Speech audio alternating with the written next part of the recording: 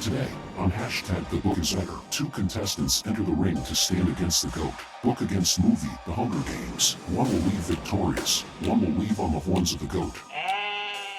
The art of transferring books onto the big screen is not an easy one. Directors have the ability to make things visual in an easier way than the authors can, but their actors lack the ability to share thoughts and feelings with an audience in the same way characters on a page can share them with a reader. And sometimes, directors have to deal with actors who won't stop sharing their thoughts and feelings. Weird. Authors also lack the time restraints that scriptwriters and directors have when making movies. Granted, I could probably read The Hunger Games in the time it takes to watch the extended cut of Return of the King, but for most movies, this means choosing where to make cuts to the written works. This is not a decision anyone wants to make, especially if you love the book enough to want to make it into a movie. Also, it's not a decision any director wants to make if they're wise enough to know that fans will want to castrate someone no matter what cuts are made. There is varying success with these adaptations. The Lord of the Rings trilogy is generally considered one of the greatest adaptations, as well as one of the greatest movie trilogies of all time. The Hobbit, however, was spurned for being bloated, deviating wildly from the books, and adding in characters who didn't need to be there in a blatant marketing ploy. And The Rings of Power was... yeah, we're not going to talk about Rings of Power. It's caused enough pain already. The thing is, though, that some books, no matter how popular and how much money you think you'll make off them, simply don't belong on the big screen. Just because a tomato is a fruit doesn't mean it makes a good fruit salad. The differences in medium are just too great. When someone decides to attempt an adaptation anyway, you end up with a movie that may, in some shallow way, bear a vague resemblance to the book, but it lacks all the substance and soul. I know air, and that was an air. Enter our example, The Hunger Games. From the opening camera shot, it's easy to see that this movie will not be the Katniss people fell in love with in the book. This is a blander, calmer, more by-the-numbers version of the story than the book that Susan Collins wrote. And of course it is. It couldn't be any other way. The Hunger Games, as an adaptation, was doomed from the beginning for numerous reasons. Some ground rules before we begin. First, no matter what some other channels may tell you, the books do matter. If a production company wants to make millions of dollars off the story that someone else came up with, then use the story that person came up with. Otherwise, come up with your own independent ideas. Like that's ever gonna happen. Secondly, I have already acknowledged that movies are a visual medium and that some clipping is required. So that's not an issue I'll concern myself with in these comparisons. That is, unless I feel the choices made for cuts were severely damaging to the story, or they could have been easily done elsewhere. Third, no nitpicking, from the comments section or from me. I'm worried more about the overall coherence and faithfulness of the story, not individual issues like whether or not a character is supposed to have a certain hair color. Of course, if it actually changes the story or lore in a significant way, that's a different story. No pun intended. I'm sure there'll be more rules like this as I do more of these, but the less rules the better, right? So let's compare the book and the movie, explore why it wasn't a great choice for adaptation to start with, and look at some of the events of the time that played a role in the movie choices. The young adult phenomenon. That isn't about gay vampires. Let the Hunger Games begin.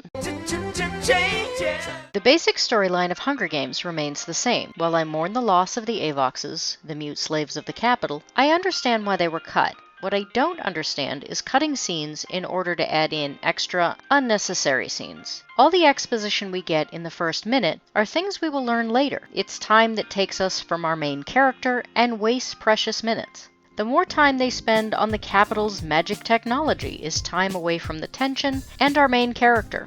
It's also more time for us to wonder, why aren't they using all this magic stuff for more practical things? There were a huge number of young adult movies being made around the same time as Hunger Games, and while I certainly won't claim to have watched or even read all of them, I believe this may be the only one that added more than it removed.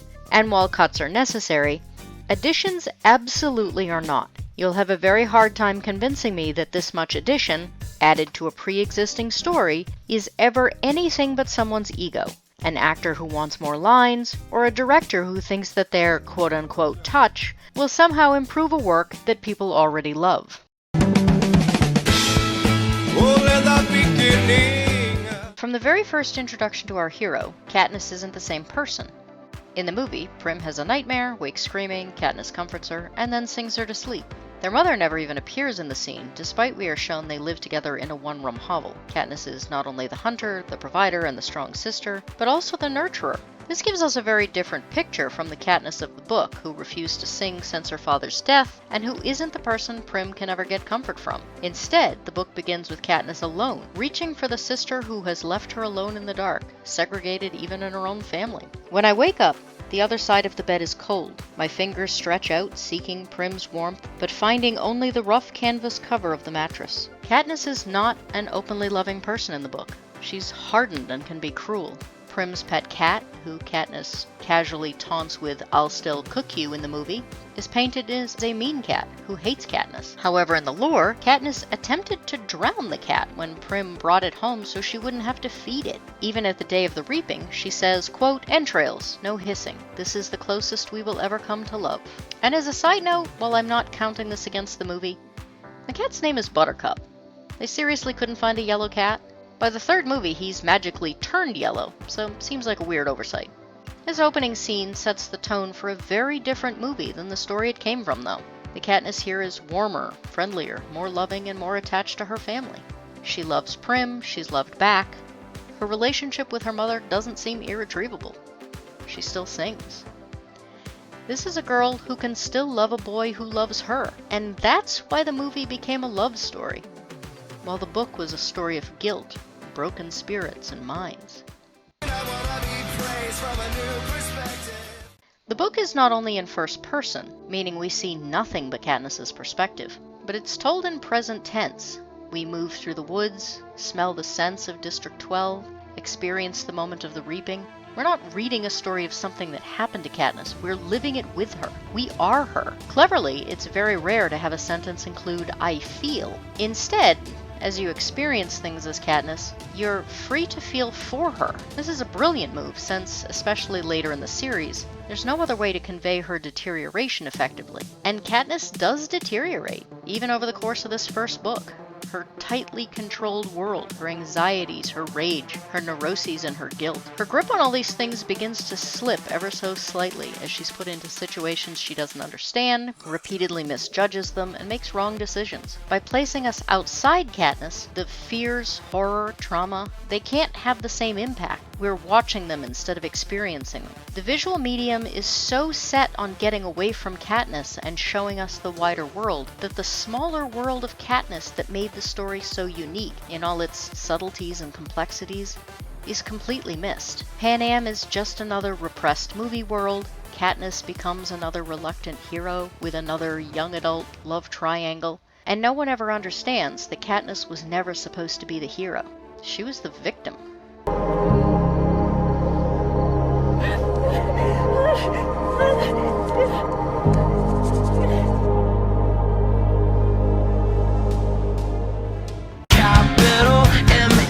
The capital is the inverse of everything the districts are. The districts starve, the capital has plenty. The districts live in fear, the capital people live for the moment. The districts are conservative, the capital lives for extremes. There's dyed hair, skin, makeup is everywhere, plastic surgery of every possible configuration to modify the body, wild clothing styles and colors to make a tribute's eyes water. This is why Cinna stands out so much. It's why Katniss trusts him immediately. He looks more like home. These differences are vital to showing how out of touch the capital's citizens are with what's going on in the districts. Without their insane eccentricities keeping them blind, they're all just as evil as Snow. What we get in the first movie is a bunch of people just dressed in clothes. Half are brightly colored, the rest are pretty normal. This is the scene where the movie's ability to show us this world should have truly shown. Instead, we got clown wigs and whiteface. Seriously, a current-day fashion show has more extreme ideas of clothing and modification than the capital we got. Instead of people trying to look different, they look depressingly the same and not very interesting. Hell, Noel Fielding dresses more like capital citizenry on a daily basis. Spin me, Richard, spin me.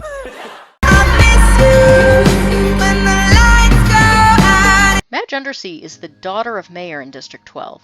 She's pretty, wealthy, by district standards anyway, and in the book, she is the one who gives Katniss the Mockingjay pin. Madge has a complicated backstory we find out only in bits and pieces.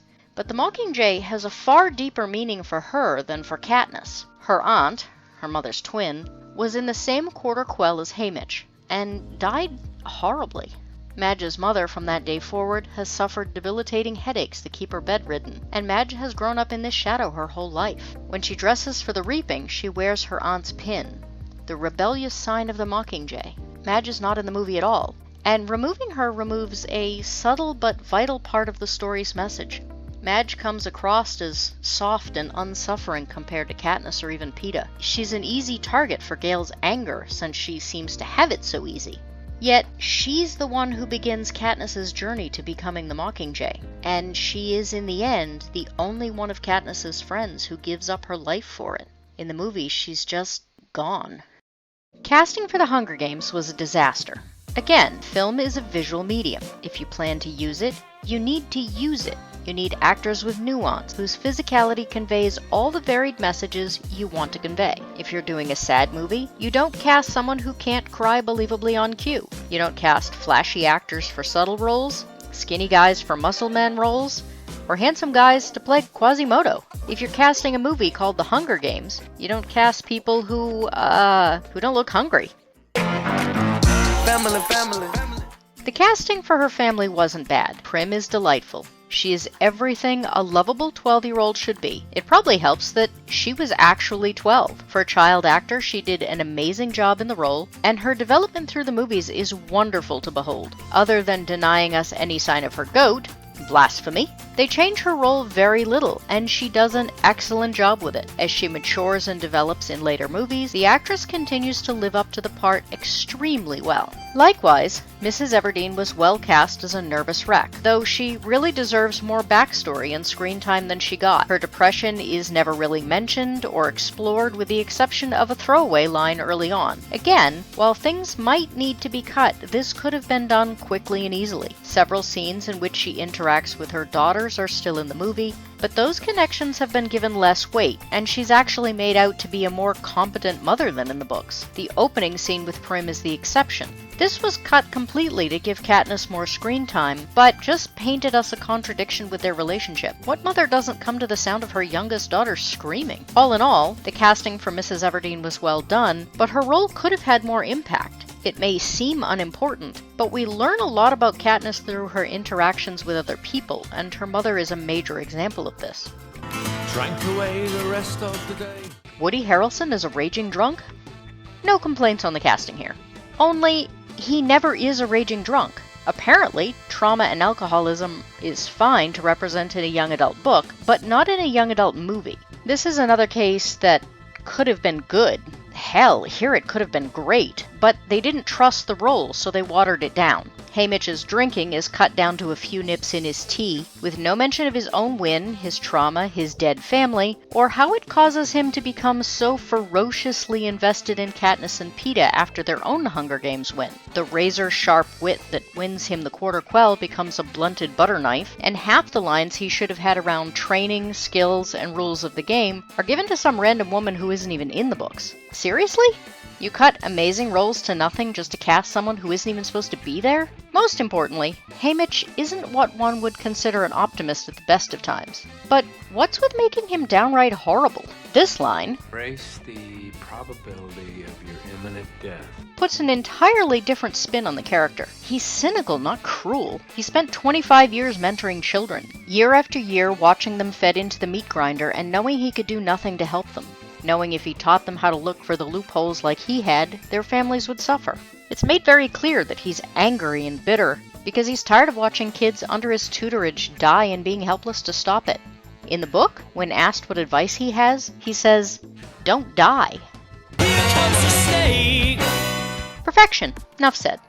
Just kidding. Of course it isn't enough said. Donald Sutherland was lovely casting, though. In my opinion, Christopher Lee might have been better. He could have managed the snake eyes better anyway. Maybe Alan Rickman? He does piercing stares well, and Harry Potter had just finished up its run when Hunger Games came out. In any case, Stop adding in extra scenes to pad Snow's screen time. He'll get his creepy time in the next movies. You can't claim you have to cut valuable character building scenes when you're adding in extra characters and extra scenes so that you can change the scope of a movie and add your own touch. No, stop that. You're making a movie out of someone else's work. You don't get to stick your fingers in it any more than necessary. Piss off. Now, on to the big three. She's just a girl and she's on fire. Jennifer Lawrence isn't a terrible actor, but her acting abilities lean more to the expression of extreme emotions. In scenes that tear your heartstrings where she can cry, scream, or be crazy, in those scenes, she excels. The entire Hunger Games book takes place in Katniss's head. She isn't, at least in the first book, a character who expresses her emotions loudly. She thinks them while remaining stoic on the outside. Since the camera can't show us the inside of her head, that means the actress needs to be able to show emotions subtly and quickly, through body language and expressions. Unfortunately, while Jennifer Lawrence may be the first woman to ever lead an action movie, nobody had ever put a woman in the lead of an action movie. No, she's never going to live that down. This just isn't the kind of acting she's capable of doing. However, too much of the Hunger Games is stoicism and emotions that have to be kept quiet. These are stoic women. This blank, open-mouthed stare doesn't convey strength or even hidden emotions. It conveys blankness and stupidity. With better direction, Lawrence might have given a better performance. Unfortunately, it was direction she didn't get. As a separate issue, Katniss is 15 or 16 in the story, and Jennifer Lawrence was 20. It is very obvious she's not a child throughout this movie. I have heard that Suzanne Collins actually pushed for Jennifer Lawrence to be cast over younger actors because she wanted Katniss to have a maturity that she believed a younger actor couldn't convey. Instead, we just end up with a Katniss that seems too old for some of her behaviors to make sense. And let's be honest, 20-somethings hunting each other to the death doesn't have the same impact as a 16 or 17-year-old doing it. And the actress who played Prim did a wonderful job. So why couldn't we trust that a younger actress could have played Katniss? More importantly, Katniss never looks poor or dirty, or even like she belongs in these stories. These faces, I can believe live in District 12. But as others have said, for a movie called The Hunger Games, we seem to be missing a lot of the actual hunger. No, I don't believe they should have asked children to starve themselves for the role, but one, just a reminder that these are fully developed adults, and two, this is another reason I was opposed to this being adapted into a movie.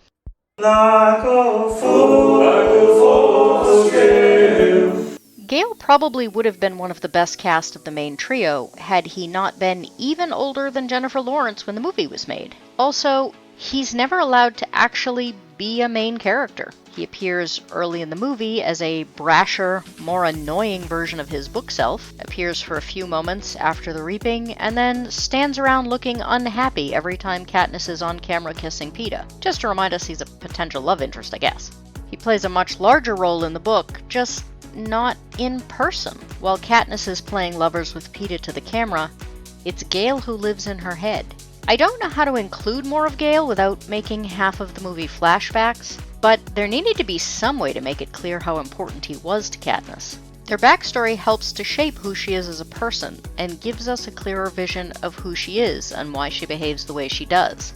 Her memories in the book help us realize how damaged she was even before the games, and how Gale in the woods had begun to heal her before it was all taken away. Honestly, the movie does Gale pretty dirty. Not only is he just an ass, he's a two-dimensional one. The movie skips his suffering, the fact that he too lost his father in the same mining accident Katniss did. He provides not for one sibling, but three, and lives under an even greater burden, and even more fear than Katniss. How many times did your name in today?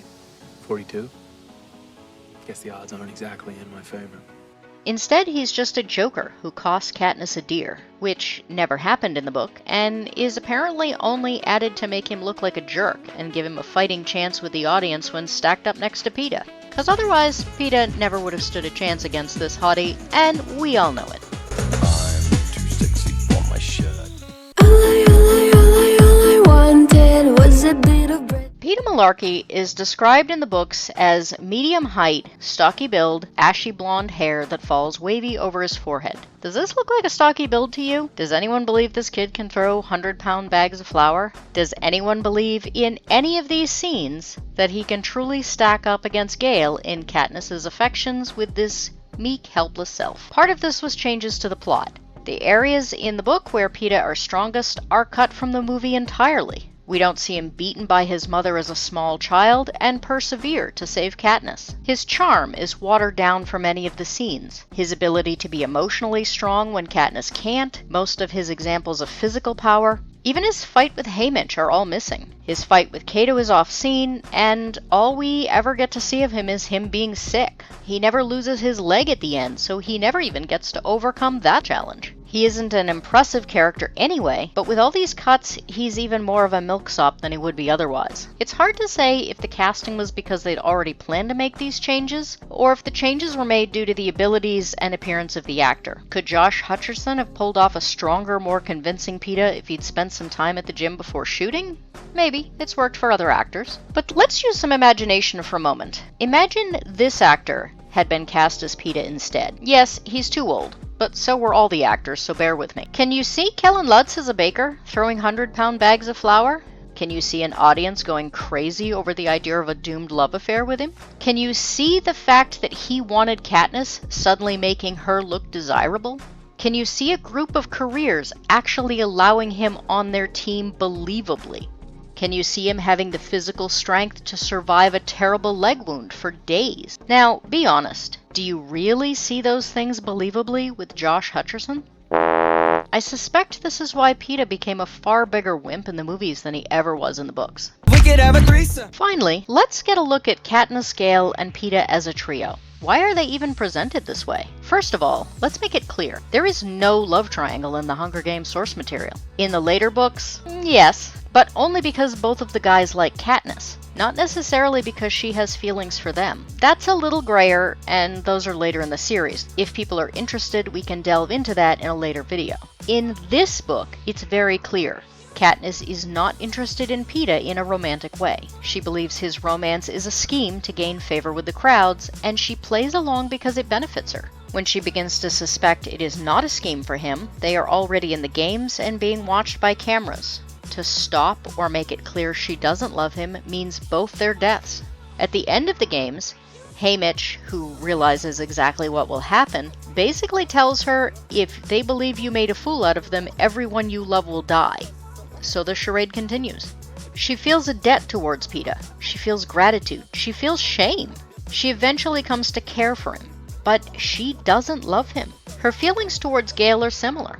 She has never thought of him as anything but a friend and a hunting partner until he brings up running away and children at the day of the reaping. While kissing Peeta on camera and thinking of Gale, those thoughts are mainly, what is he going to think of this? Will this mess up our relationship? Not that she wants a romantic relationship with him, but that she is afraid of disrupting the careful balance that is her life back home. So why do the movies have so much romance? Because movie studios like money and hate to take chances. And the sure thing in 2012? Yup, The Hunger Games was released in March of 2012, beginning the first of a 4-movie series that would end in 2015. The Twilight series was just ending its multi-billion-dollar run in 2012, with the final movie coming out in November, both based on books, both aimed at teenage girls, both with 2 guys hanging out in the background, hoping the underage protagonist will choose to spend the rest of her life with them and pump out babies. Even most of the comedic reviews at the time felt the need to make the connection,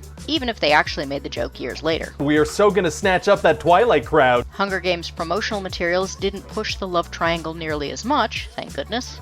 But the comparisons were definitely intended to be there. Look at the men chosen to play Peeta and Gale.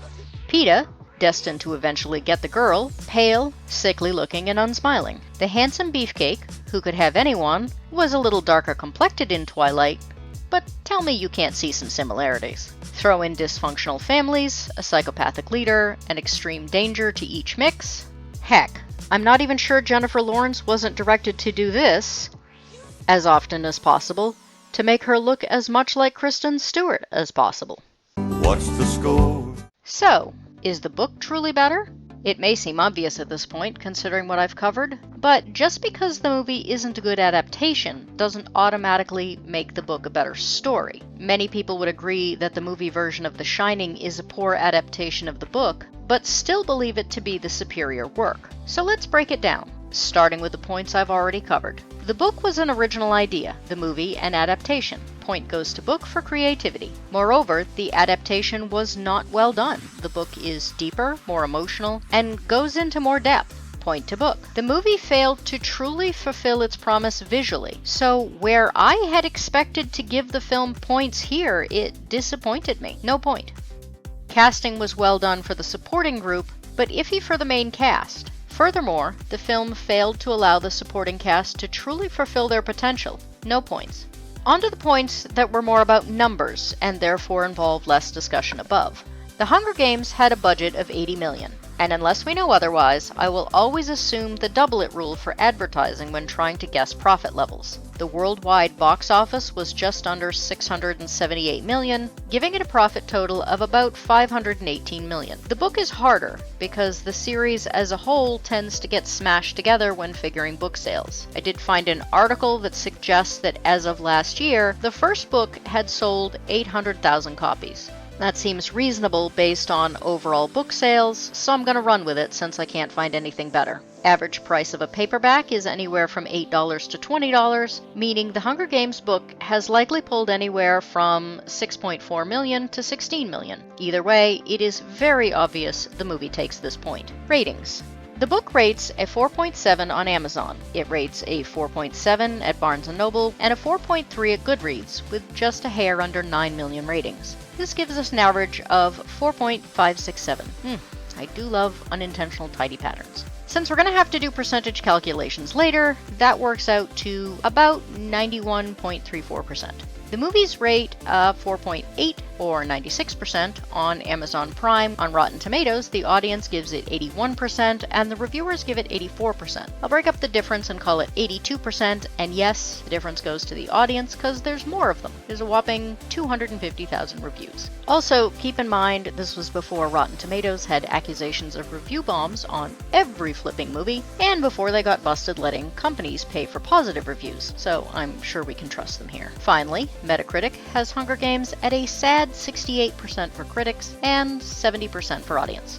So, 69ing it is. There are so few reviews I can count both audience and critics because I have a calculator, 2090. That gets us an average of 82.33%, and 91% is greater than 82%. Point to book. Reread versus rewatchability. This is going to be purely subjective, and I know people will disagree, but I literally reread the book multiple times for this project, in a row. I never got sick of it. Even as I script out this video, there are scenes I want to go reread again. The movie I watched once for the first time since it came out in 2012. I've seen a number of clips while putting this together, and I think I'm good for another 12 years. I'm not the only one, by the way. I know you'll just have to trust I didn't cherry pick this, but I did a Google search for rewatchability of the Hunger Games. Reddit was unkind. Comic book resources didn't seem to find it great. Looking 10 years later, Collider ranked it the least rewatchable of the series. A similar search for rereadability showed that apparently a lot of people got back into the books when Ballad of Songbirds and Snakes came out. Not one person said they regretted it. In fact, most posts on the topic were about new details, facts, and ideas they came out with on their second run-through, or how time had changed how they looked at the story. So yeah, more rereadable than rewatchable. Point to book. Finally, while I won't give the book a point for this, movies tend to be absorbed by more people. There tend to be a lot more reviews. Returning to my earlier example, The Shining in book format has a couple hundred Amazon reviews, while the movie has around 30,000. Yet with The Hunger Games, millions of people felt the need to review the book. Tens of millions. Long after they were done reading it, people talked about it at work, with their families, with strangers while standing in line at coffee shops. The book had impact in a way the movies just didn't. For that reason, and so many more, the book is better.